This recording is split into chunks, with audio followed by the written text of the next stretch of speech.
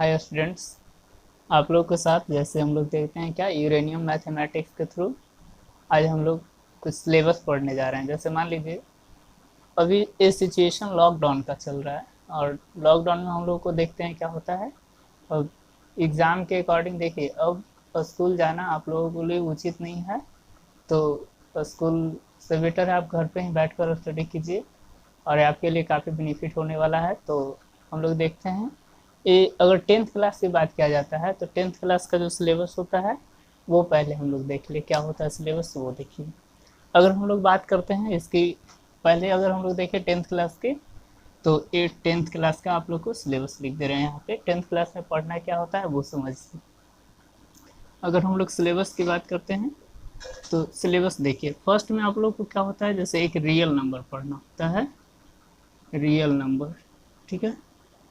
Real number के बाद second में अगर हम लोग देखते हैं तो सेकंड में आपको पढ़ना होता है क्या, अलजबरा पढ़ना होता है, अलजबरा। अलजबरा के बाद आप लोग को पढ़ना होता है थर्ड में, देखिए थर्ड में आपको कोऑर्डिनेट ज्योमेट्री पढ़ना होता है, ऑर्डिनेट ज्योमेट्री।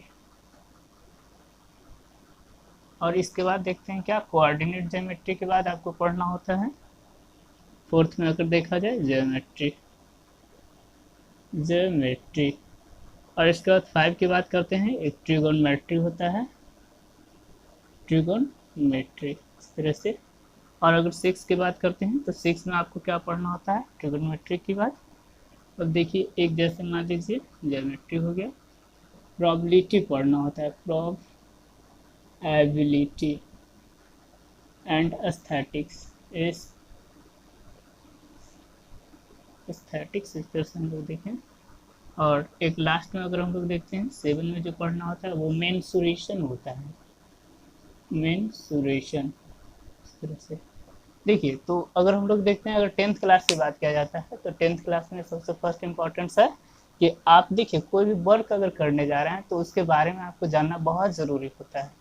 जैसे मान लीजिए अगर आप किसी चीज़ के बारे में हम लोग देखते हैं तो अगर उसके बारे में अगर जानकारी हो कि आखिर जाना कहाँ तक है और करना क्या है, तब आप बेस्ट कर सकते हैं किसी भी सेक्टर में।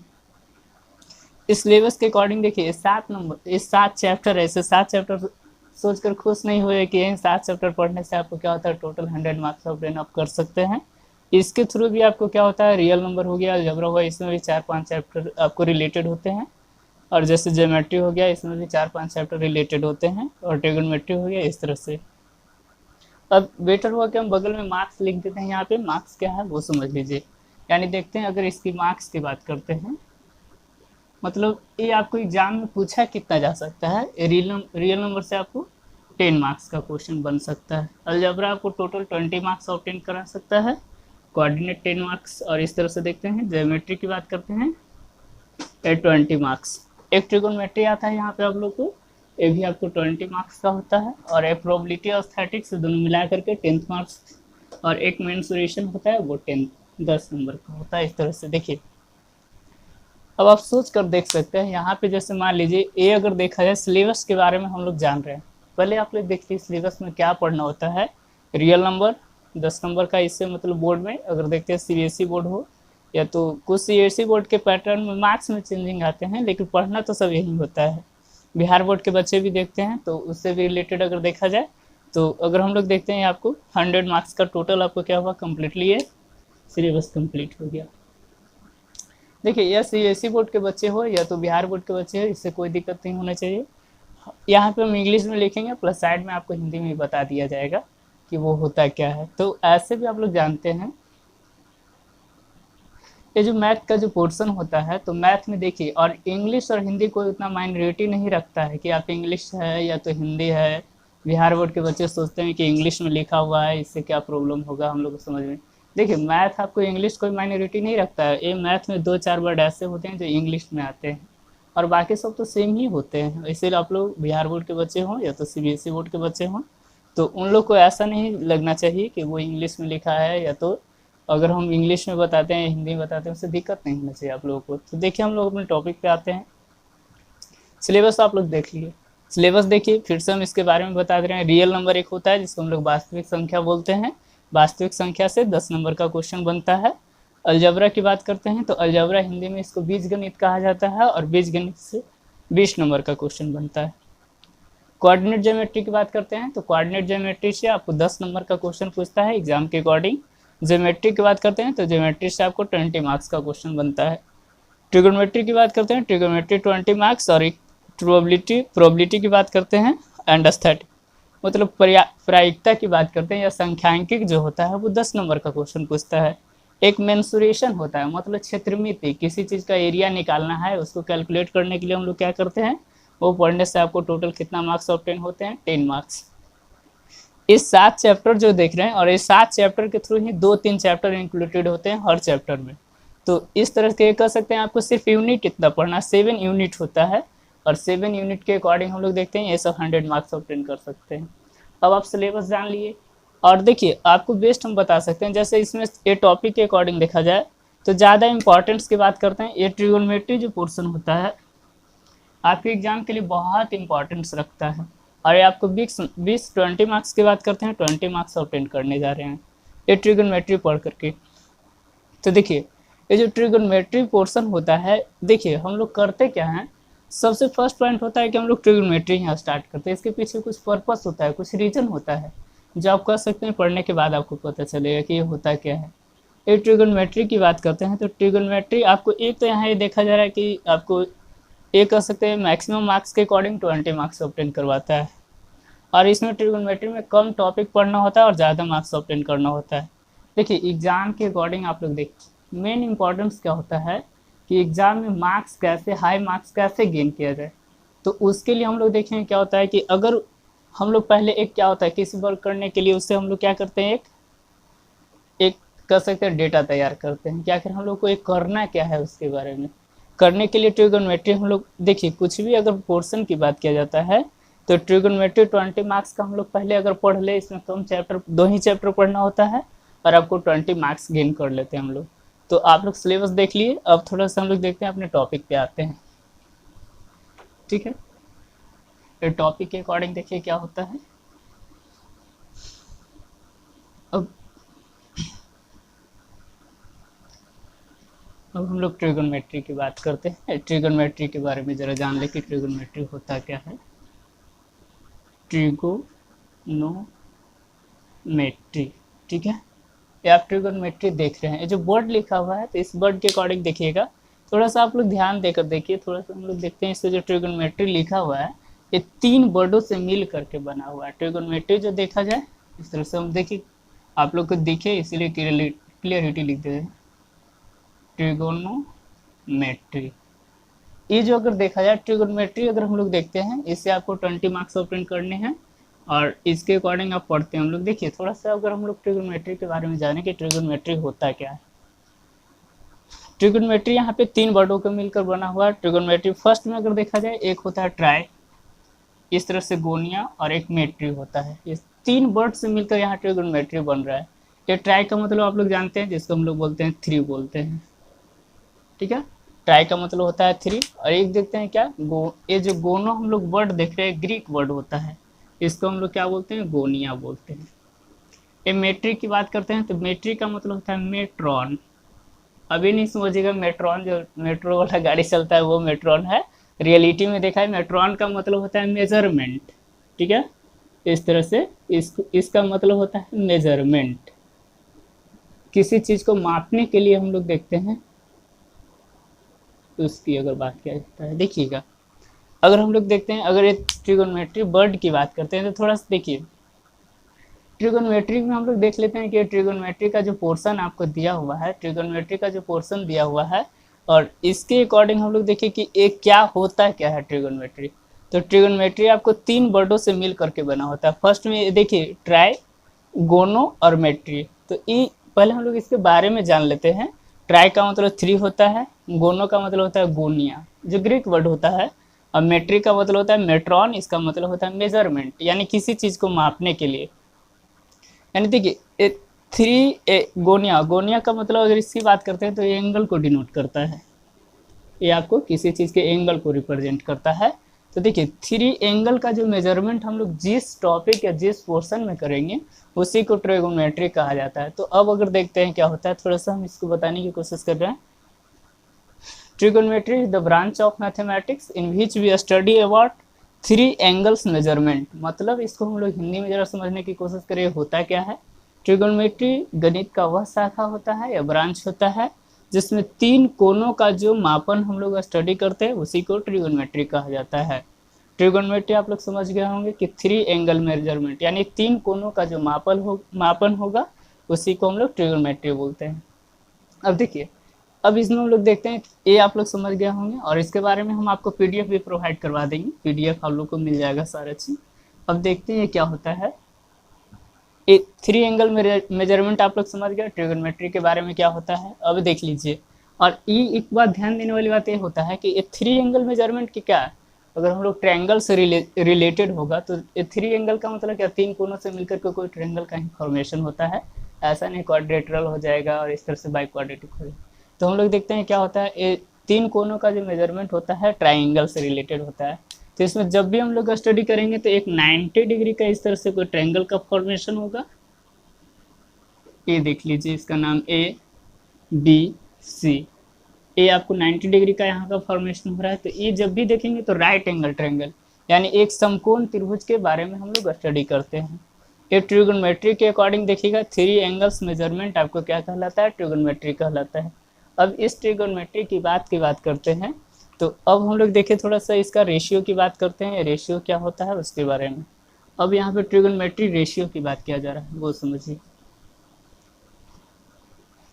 अब हम लोग देखते हैं ट्रिगोनोमेट्रिक रेशियो कुछ होता है क्या इसके पोर्शन में। अगर हम लोग देखें ट्रिगोनो इस तरह से मेट्री रेशियो, देखिए ये जो ट्रिगोनोमेट्री रेशियो की बात करते हैं तो ये जो आप लोग देख रहे हैं, तो अगर आपको ये बोला जाए कि ट्रिगोनोमेट्री रेशियो होते कितने तरह के हैं, ट्रिगोनोमेट्री रेशियो आपको 6 तरह के होते हैं। अगर फर्स्ट में देखते हैं आप क्या होता है, जैसे मान लीजिए हम लोग लिख रहे हैं क्या यहाँ पे साइन, कॉस, टैन, कॉट, सेक, कॉसिक, ठीक है। देखिए आपको एक बात सोचने वाली बात यहाँ पे ये होता है कि जैसे साइन, कॉस, टैन, कॉट, सेक अगर हम लोग देख रहे हैं तो ये सब का अपना कोई वैल्यू नहीं है। जब तक इसके साथ कोई एंगल इंक्लूडेड नहीं होगा तो इसका अपना कोई पर्सनल वैल्यू होता ही नहीं है। लेकिन इसके साथ जैसे ही कोई एंगल आ जाएगा, जैसे मान लीजिए अगर हम लोग देखते हैं क्या होता है, इसके साथ कोई एंगल आ गया, sine theta, cos theta, tan theta, cot theta, sec theta और कॉसेक थीटा, तब इसका अपना वैल्यू हो गया। इस तरह से हम लोग देखिए क्या, जब तक इसके साथ कोई एंगल इंक्लूडेड नहीं हो तो उसको देखते हैं क्या, कोई पर्सनल वैल्यू होता नहीं है। ये आपको एंगल को डिनोट करता है, साइन थीटा, ये थीटा जो देख रहे हैं इस तरह से ये आपको एंगल बता रहा है। साइन एक्स भी हो सकता है, कॉस एक्स भी हो सकता है, और एंगल के जगह पे आप अल्फा, बीटा, गामा कुछ भी लिख सकते हैं, इससे कोई दिक्कत नहीं है। तो ये आप देखते हैं कि ट्रिगोनोमेट्रिकल क्या हो गया, रेशियो हो गया। और थोड़ा सा हम लोग इसके बारे में जानते हैं। देखिएगा साइन क्या होता है ना, साइन का जो फुल नेम होता है उसकी बात करते हैं, इसको हम लोग साइन बोलते हैं, ठीक है। कॉस की बात करते हैं, इसको हम लोग कोसाइन कहते हैं।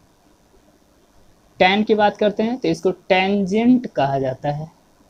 देखिए कॉट की बात करते हैं, इसको हम लोग कॉट टेंजेंट कहते हैं।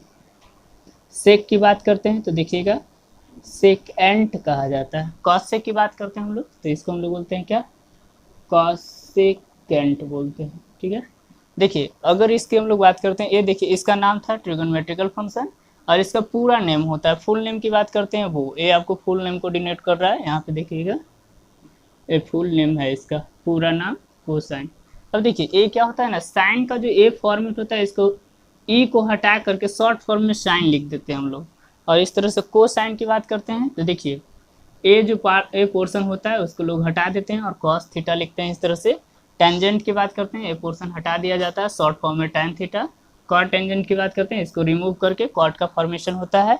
और सेकेंड की बात करते हैं, ए कैंसिल आउट करके सेक लोग लिखते हैं, कॉसेक। इस तरह से देखिए क्या होता है ना कि अगर आप कोई भी पोर्शन स्टडी करने जा रहे हैं तो उसके बारे में क्या होता है कि वो बाइट आप लिखना शुरू करते हैं तो उससे बेटर होता है कि आप क्या कर लीजिएगा, उसका शॉर्ट फॉर्म हम लोग लिखते हैं। शॉर्ट फॉर्म लिखने के बाद क्या होता है उसके बारे में देखिए इसका फुल नेम क्या है। फुल नेम की बात करते हैं तो फुल नेम आपको दिया हुआ है साइन, SINE बोलते हैं, और इसको शॉर्ट फॉर्म में साइन लिखते हैं हम लोग।